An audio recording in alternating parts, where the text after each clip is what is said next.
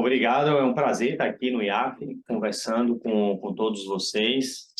Esse é um tema realmente de uma importância muito grande, porque o câncer de próstata é algo que vocês vão notar que ele é muito prevalente na nossa sociedade, no Brasil, no mundo. Então, eu vou trazer aqui alguns dados, falar. Por favor, façam perguntas. Aqui no Zoom existe um chat que vocês podem fazer perguntas embaixo. Aqui vocês escrevem, eu vou vendo, vou respondendo. Então, vocês podem parar mesmo e perguntar, não tem problema. Aqui eu acho que é mais um bate-papo, algo bem informal, e que a gente tem aqui para tirar as dúvidas e levar isso adiante. Vocês também começam a informar seus amigos, seus parentes, sua própria família, porque para a gente conseguir ter uma boa divulgação sobre esse tema. Eu vou compartilhar aqui minha tela. Ok, e vamos aqui então falar sobre o câncer de próstata. Os homens, de uma forma geral, quando a gente vai avaliar a saúde masculina, a saúde do homem, a gente vê que o homem ele acaba tendo uma chance maior ainda de ter doenças mais graves, doenças mais crônicas. Os homens muitas vezes acabam falecendo mais precocemente do que as mulheres, e muitas vezes isso se dá porque, desde a infância, o homem ele procura menos o serviço de saúde. Quando a gente vai ver os dados do CIASUS, que é o Sistema Único de Saúde do SUS, e dados também privados, a gente vê que a procura ao hospital e ao serviço ambulatorial dos homens é muito menor, quando comparado com as mulheres. E, além disso, os homens também acabam, muitas vezes, geralmente se cuidando menos e se expondo mais a situações, de uma maneira geral, que impõem maiores situações de riscos para os homens.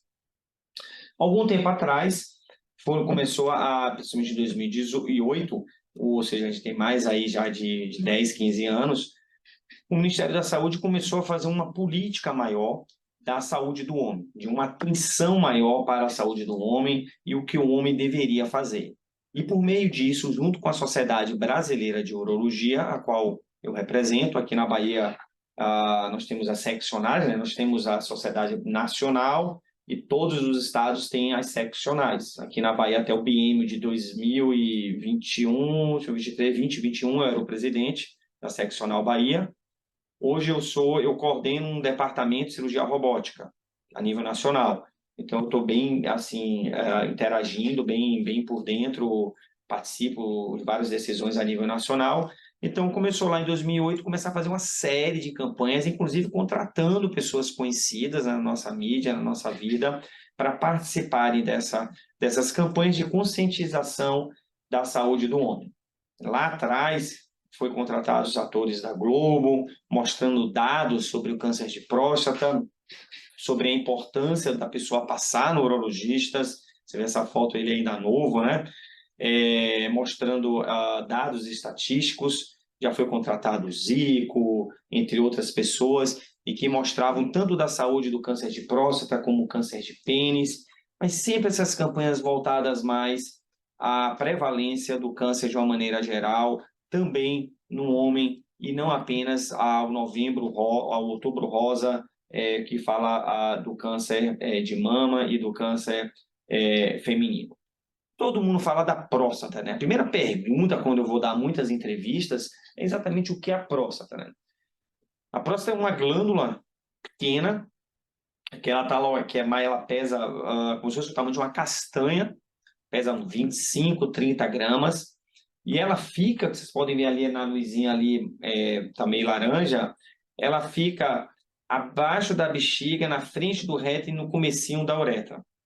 E uma das funções da próstata, além de ajudar na continência urinária, ela quebra alguns hormônios, ela também produz o líquido seminal, não é o espermatozoide, é o líquido seminal. 70% é produzido pela próstata. Quando a gente vai ver os dados, esses dados eles meio que se repetem. O câncer de próstata ele é o principal câncer do homem depois do câncer de pele não melanoma, que são esses cânceres que muitas pessoas têm por causa do sol. Você vê na pele, no rosto, no nariz, que dá o mais, que é o carcinoma basocelular, que é que não mata ninguém, você só tem que tirar. O câncer de próstata é o principal, é o mais prevalente nos homens, ele está ali muito presente. Quando a gente vai avaliar a literatura, principalmente a literatura americana, a chance da pessoa, do risco de ter a doença durante a vida, um homem, é de 16%, muito alto. E risco de morte, 2,5%. E os negros, eles têm um risco de morte maior do que os brancos, até 2,5 vezes maior do que o branco, porque a etnia negra tem uma prevalência maior do câncer de próstata. Quando a gente vai ver a história dele, 17% dos homens na sua vida são diagnosticados, 1 a cada 6, isso é um dado americano, tem câncer de próstata, e a gente mantém ali, na literatura brasileira, esse ano cresceu mais um pouquinho, cerca de 70, 75 mil novos casos todo ano tem câncer de próstata. Então, ele é muito prevalente. Quando a gente vê essa curva, repare que essa curva, a gente vê de amarelo aqui o câncer de próstata, que é a taxa de mortalidade. Apesar dele ser muito prevalente, ele não é o câncer que mata mais, porque muitas vezes esse tipo de câncer ele não é muito agressivo. Então, ele tem ali um grau de agressividade diferente, e quanto mais velho a pessoa tem o câncer, quanto mais idoso, geralmente esse câncer ele é menos agressivo. A gente chama isso de um tumor, um câncer indolente. Então, ele não é tão agressivo ao ponto de matar a pessoa quando a pessoa tem mais idades. Ele está mais idoso. Então, a partir dos 80 anos, ele é mais difícil de ser aquele câncer que esteja ali realmente maltratando a pessoa. E o principal período que ele dá o diagnóstico é a partir dos 65 anos. Antes dos 60, ele é menos frequente, e a partir dos 65 é que você tem ali 60%, 70% das vezes o câncer diagnosticado ali nessa faixa etária. Aí vocês muitas vezes já ouviram falar, né? Basta a pessoa ficar viva durante muito e muito tempo que ele vai ter câncer de próstata. É verdade. Já tem trabalhos muito antigos que começaram a fazer na autópsia pessoas que morreram de outras causas. Acidente de carro, infartou, AVC, depois dos seus 80 anos, que fizeram a biópsia da próstata para ver o que se tinha câncer. 75, 80% dessas pessoas tinham câncer de próstata. Só que é um câncer indolente. A pessoa não sabe que tem, não precisa tomar remédio, não precisa operar. A pessoa é o que chama aqui, vai viver daquele câncer, vai continuar com câncer, mas ele não morre do câncer. Ele vai morrer de outra causa, porque esse câncer não vai atrapalhar a vida dele. Então, basta você viver até os 80, 85, 90 anos, que sua chance de ter um câncer é de 80% para cima, não precisa se assustar com isso. A gente nem precisa fazer nessa faixa etária, toque retal, precisa só fazer um PSA e, olhe lá, a depender do paciente, fazer um acompanhamento dele. Tá? A herança genética tem um fator ali muito importante do câncer de próstata. Primeiro fator de risco para o câncer é a idade, é o que eu acabei de falar. Segundo, herança familiar. Então, se a pessoa tiver um parente comprometido com câncer de próstata de primeiro grau, pai, irmão, a chance aumenta 2, 3 vezes de ter o câncer. Se esse parente tiver um câncer antes dos 60 anos, aumenta mais um bocadinho também. Aí tem outros estudos mostrando esse negócio desse BRCA1 e 2, que tem na mama. Então, a gente já sabe que história familiar de parente de primeiro grau com câncer de mama, a mulher, o parente dela de primeiro grau também aumenta um pouco a chance de ter câncer de próstata, porque ele tem esse fator genético com esse marcador, que é esse BRCA, que é um gene que está associado com a próstata e com a mama. Isso é uma coisa mais nova. A outra é a etnia. O negro é mais prevalente do que o branco, que por sua vez é mais prevalente do que o asiático. Então, ele vai seguir essa ordem na chance de ter câncer de próstata. Então, as pessoas negras têm uma chance maior, o branco é intermediário e o asiático é menor. É uma coisa de questão de etnia, que suas raças têm essa prevalência maior em determinados tipos de câncer. Isso vai variar de gastrointestinal, mama, pulmão, e aí vai depender um pouco, que geralmente isso vai ter uma associação. Essa é uma tabelinha, está em inglês, me desculpem, mas mostrando aqui que quando ele tem um pai ou irmão, isso aumenta 2 vezes, o risco relativo vai para 3 vezes, Quando você tem 2 parentes de primeiro grau, esse risco relativo de ter o câncer aumenta até 5 vezes. Então, se você tiver 2, 3 parentes, aí você começa a entrar numa linha de câncer hereditário, familiar, tem que tomar mais atenção. Eu tenho um paciente, por exemplo, que o pai teve, um irmão teve, o outro irmão teve, a chance dele ter é de 5 vezes maior de ter o câncer. Então, essa pessoa tem que ficar mais atenta no câncer. E se algum desses estiverem com menos de 60 anos, ele tem que estar mais atento ainda, porque se ele for mais precoce, tem um fator hereditário, genético mais forte ainda. Então, essas pessoas têm que estar mais atentas também. Existem vários estudos. Esse negócio, essa coluna esquerda, SELECT, REDUCE, SWOG, tudo isso são estudos mostrando como você fazer a prevenção de câncer. Aí tem remédios, substâncias antioxidativas, isso aí que você mais encontra na internet. Vocês vão entrar na internet, tome tal remédio X, coma tomate, coma castanha do Pará, tome, agora está na moda abóbora. Caroço da abóbora. Isso, está na moda caroço de abóbora. Pronto, tem gente aqui que toma. Pode comer, não vai fazer mal, mas também não vai fazer bem, não vai prevenir. Você pode comer seu caroço de abóbora com tomate, com castanha do Pará, seu ginkgo biloba, pode comer tudo isso. Não tem nenhum ômega 3. Vai melhorar outras coisas. Eu estou falando do câncer de próstata.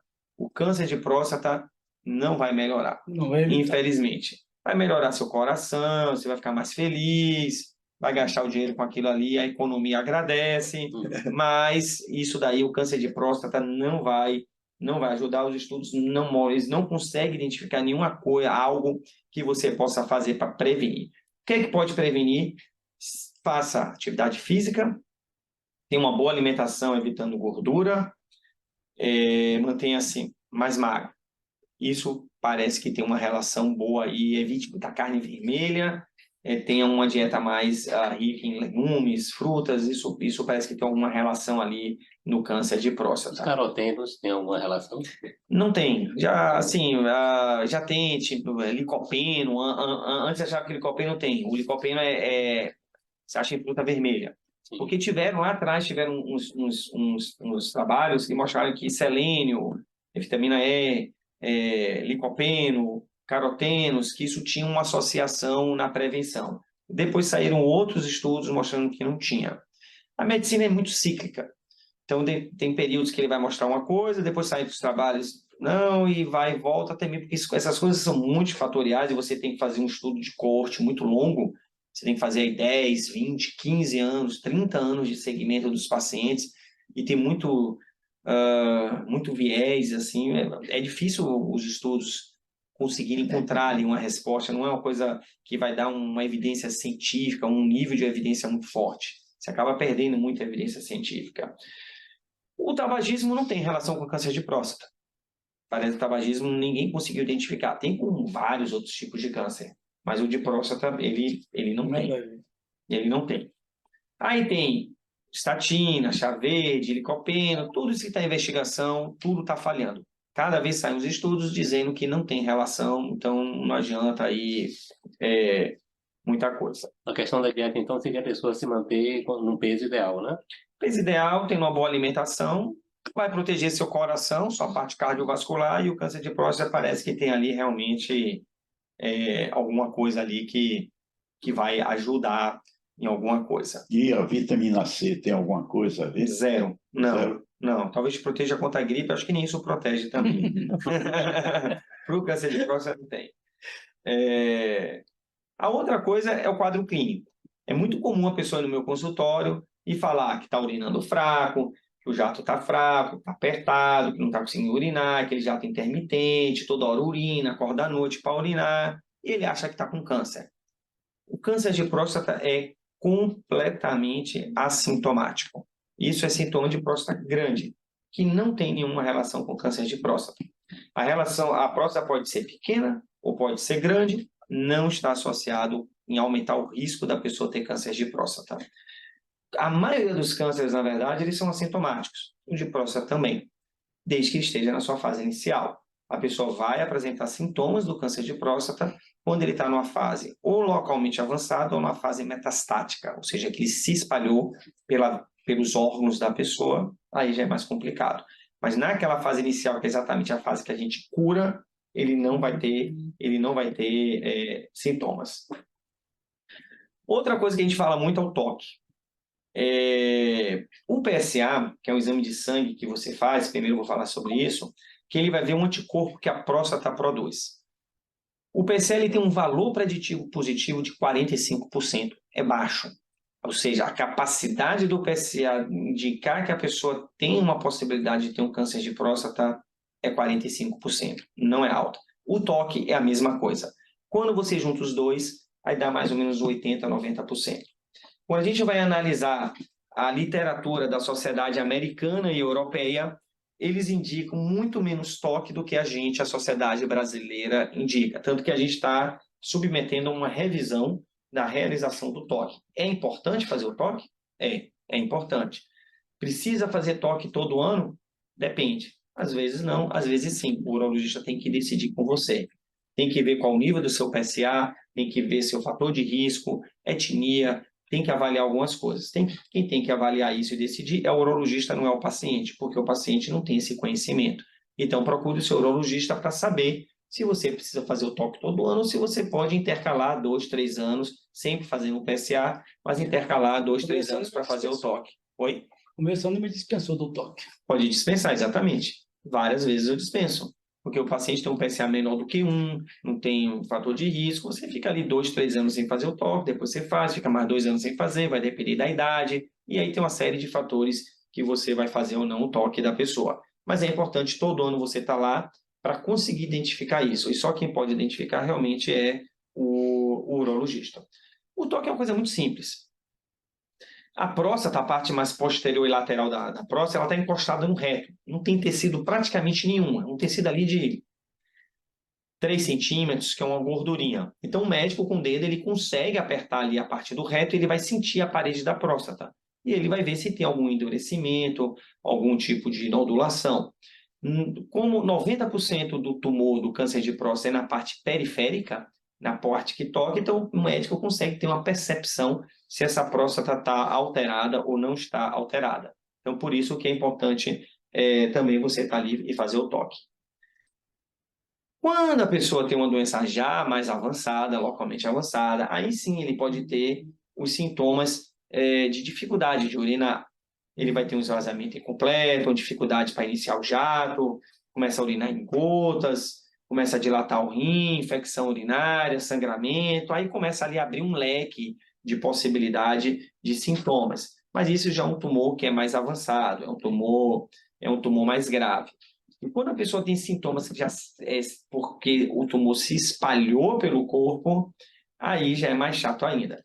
Porque a pessoa tem esses sintomas obstrutivos que eu acabei de falar e começa a ter sintomas de dor no corpo, principalmente no osso. Porque o principal local que o tumor se espalha, que ele dá metástase, é o osso. E na coluna, no esqueleto, que a gente chama de axial. O esqueleto axial é aquele do meio do corpo. É externo, costela e vértebras. Ele dá muito em vértebra. E como ele dá em vértebra, às vezes ele comprime a medula, a raiz nervosa, e às vezes a pessoa nem mesmo para de andar. Porque ele comprime, a pessoa tem muita dor e não consegue mais andar. É difícil hoje em dia eu ver um paciente desse. Às vezes eu vejo lá na universidade, no Hospital das Clínicas que eu ensino, mas é muito difícil em ver esse tipo de paciente. O diagnóstico você vai ver toque alterado, PSA alterado. Médico suspeitou, vai fazer um exame que é a ressonância da próstata, chama ressonância multiparamétrica da próstata. A depender desses exames, do exame físico, o médico vai decidir se vai pedir para fazer uma biópsia da próstata com sedação ou não. O paciente vai lá, toma um remédio na veia, dorme, não sente nada. Aí você tem uma biópsia chamada fusão, que ele junta a imagem da ressonância com o ultrassom que está fazendo na hora e ele vai acertar a agulha. Isso aumenta 30% a capacidade de dar o diagnóstico de câncer de próstata. Então, tem que fazer uma biópsia da próstata. É a biópsia que vai realmente confirmar se a pessoa tem câncer de próstata ou não tem. Caso seja diagnosticado câncer de próstata, existem principalmente 4 tratamentos. Um é a vigilância ativa, que o nome em inglês é isso aqui, Active Surveillance. Que é o que é isso? É você vigiar a pessoa. Tem alguns parâmetros que a pessoa tem que se encaixar nesses parâmetros, que esse é um câncer indolente. É um câncer amigo, como eu chamo. Ele não agride a pessoa. É um câncer que ele não é agressivo, tem pouco câncer, tem uma porcentagem baixa, e os exames vão conseguir dizer isso. Aí a pessoa tem que ficar indo de 3 em 3, 4 em 4 meses, fazer o acompanhamento para ver se o câncer está evoluindo ou não. Às vezes tem que repetir a ressonância, tem que repetir a biópsia, o médico vai explicar tudo para o paciente, vão entrar em acordo, e o paciente tem que estar lá de 4 em 4 meses para ver. Caso o tumor comece a crescer, ele vai lá e trata. Aí o resultado de cura é o mesmo se ele tivesse tratado antes. Então é bom porque a pessoa não precisa tratar de imediato e vai jogando um pouquinho mais para frente. O outro é a radioterapia. Você faz uma marcação, você tem que ir lá umas 30, 40 vezes numa máquina de radioterapia, vai irradiar, é como se estivesse destruindo a célula do tumor, tipo, queimando. Os radio-oncologistas não gostam desse termo, mas você vai destruindo por meio da radiação. Ele cura, é um resultado bom, é um tratamento bom, tem que ver ali a indicação. O outro é a cirurgia, exatamente o que eu faço. Eu sou cirurgião, o urologista é cirurgião. Existe a técnica aberta, essa técnica eu não faço há uns, 18 anos, mais ou menos, 20 anos. Existe a técnica laparoscópica, que são furinhos na barriga e com as pinças você vai operando, é melhor do que a aberta, é menos agressiva, é minimamente invasiva. E existe a técnica robótica, que eu faço também bastante, foi o que acabei, tanto na laparoscópica como na robótica, o que acabei fazendo, e me especializei já há muito tempo. O robô chegou aqui no Brasil em 2008, em São Paulo. Em 2012 ele espalhou pelo Brasil, começou a espalhar. Em 2014 eu comecei a fazer em São Paulo, pegava o meu paciente, pegava um avião, eu ia lá para o Einstein, para o 9 de julho, e operava lá. E em 2019 chegou aqui na Bahia, em Salvador. E aí não precisa mais ir para São Paulo, porque eu acabo operando aqui. E tem uma série de benefícios, daqui a pouquinho eu vou mostrar para vocês. Quando o tumor é metastático, você não opera mais o paciente. Você vai tratar com medicamento. Aí existe bloqueador hormonal, existe quimioterapia, imunoterapia, aí existem vários tipos de tratamento que você pode fazer no paciente. Tá? A radioterapia, isso aqui são as imagens que ele vai reconstruir, existem vários tipos de radioterapia que a pessoa vai fazer. A técnica da cirúrgica, eu já falei, foi exatamente isso, que é aberta laparoscópica ou a robótica. Tá? A robótica é isso. Você tem um console, que é essa máquina aí, que a pessoa senta, ele coloca a cabeça dentro desse monitor e com as mãos e os pés ele controla 4 braços robóticos. Isso aqui é o cérebro, essa imagem à esquerda. Isso aí tem toda a parte de cabeamento, informação, é o HD do robô, é tudo cabeado. Então, é tudo cabeado. E o lado direito é fazendo a cirurgia, que aí sou eu. Eu fico com a cabeça dentro do console e aí eu consigo ver em 3D, 10 vezes aumentado. Tem uma definição de imagem muito melhor. E com as mãos e meus pés, vejo que tem uns pedais na cor de amarelo e azul. E minha mão eu consigo controlar 4 braços. É como se eu tivesse 4 braços, então eu opero mais rápido. As pinças são biarticuladas, elas fazem movimentos de até 540 graus, elas têm uma capacidade de visualizar, de dissecar, de cortar muito mais definido, muito do que a própria mão, até mesmo da laparoscopia. O passo a passo do robô é o seguinte: aí sou eu, à esquerda, é eu colocar uma câmera, tem um trocata dentro do paciente, depois o robô vai chegando, que são esses braços aí branco, ele vai chegando perto do paciente, aí a gente coloca todas as pinças, tá vendo? Isso aí está na barriga do paciente. Depois eu saio do campo e vou para aquele console e me sento. E aí eu faço a cirurgia a mais ou menos uns 3 metros de distância do paciente, com a roupa normal. E tem uma pessoa que fica em campo cirúrgico, que é essa pessoa que está vendo ali do lado, de óculos, ele fica ali de óculos, fazendo, aí me ajudando na cirurgia. Aqui, deixa eu ver se vai. Aí o filminho. Aí o robô se mexendo. E aí eu fico mexendo o meu braço, meus 2 braços, olhando. E o robô se mexendo lá do outro lado, do lado direito. Vocês podem ver. e eu vou junto com o meu pedal, eu vou apertando os pedais, eu vou mexendo a câmera, eu vou ativando a energia, e com os braços robóticos eu vou fazendo a cirurgia. Aqui novamente, isso aqui é aqui em Salvador, aquela cirurgia era em São Paulo, mais antigo, e aí agora eu mexendo os pés e mexendo as mãos, e o robô está lá mexendo a mais ou menos 2 metros de distância. Vocês vão ver a distância aí agora. Isso é uma imagem. Isso é eu dando um ponto, isso é um tumor de rim. Eu dando ponto para parar um sangramento de um tumor de rim que foi retirado e o paciente está ali do lado. Um dos benefícios no câncer de próstata é que quando você faz a cirurgia robótica, você tem 3 grandes objetivos. O primeiro, obviamente, é a cura oncológica. É de você curar o paciente não tem mais o tumor. Quando o paciente tem um tumor localizado, essa cura chega a ultrapassar 90%, muito grande. Então, de você operar o paciente para casa e ele não precisa fazer mais nada. Não precisa fazer mais radioterapia, não precisa fazer mais quimioterapia.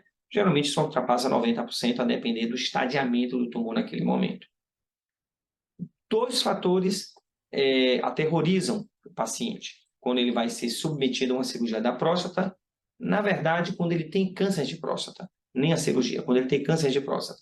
Um deles é a incontinência urinária, que é o paciente perder urina, ficar usando fralda, e o outro é a disfunção erétil, o paciente ficar impotente.